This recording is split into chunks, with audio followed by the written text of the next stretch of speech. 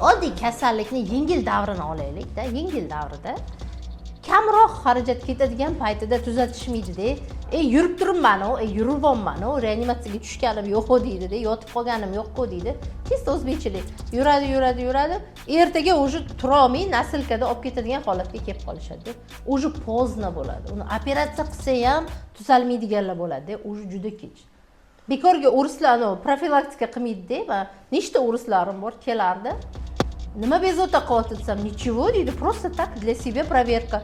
Bir yilda bir обязательно kelib, hamma joyini uzi qildirib, analizlarga tushib, yaxshimanmi, hamma joyim yaxshimi? Ha, zo'r.